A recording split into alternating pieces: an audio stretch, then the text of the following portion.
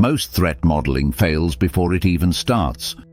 Not because people don't care about security, but because they're looking at the system in the wrong way. Welcome to Cybermigos, Cybersecurity made simple. In the last video, we talked about how attackers think differently. But in this one, we're going deeper, because the real problem isn't that people don't do threat modeling, it's that they do it badly. Most organizations believe they're doing threat modeling properly. They have frameworks, templates, and structured reviews, and on paper it looks complete. But the problem is that threat modeling has quietly become a compliance exercise, something you complete instead of something you actually think through. In real environments, systems don't stay still. They evolve, they integrate, and they change over time. But threat models often don't. They're created once, reviewed occasionally, and then assumed to still be valid. Most threat models are static. They capture a point in time, a snapshot of a system that may already be outdated. But real systems are dynamic. New APIs are added, integrations appear, access patterns change, and slowly the model drifts away from reality. Another major issue is ownership. Who actually owns threat modeling? Security, engineering, architecture, or no one?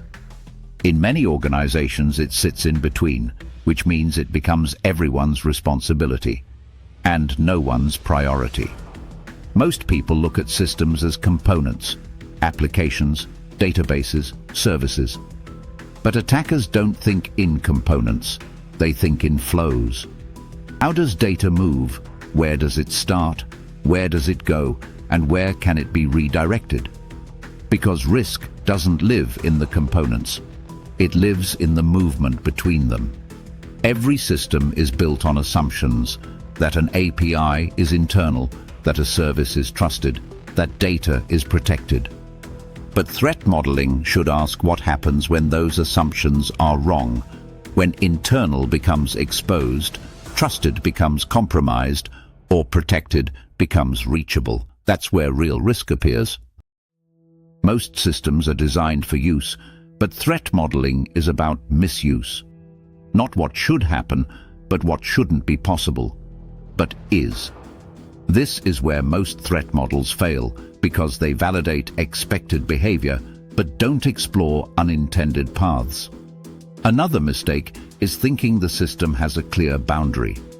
In modern environments, it doesn't.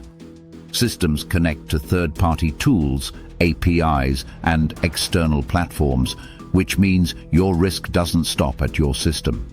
It extends beyond it. Risk rarely appears all at once. It accumulates.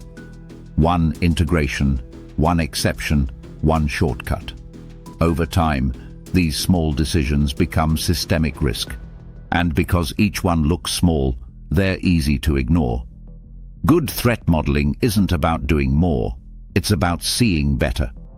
It's about revisiting systems continuously, questioning assumptions, thinking in flows instead of components, and challenging your own view of how the system works. The real shift is simple but not easy. Stop asking, did we complete threat modeling? And start asking, do we still understand how this system can break? Threat modeling isn't a document, a checklist, or a one-time exercise. It's a way of thinking, a continuous process of questioning what changed, what matters, and what assumptions are no longer true.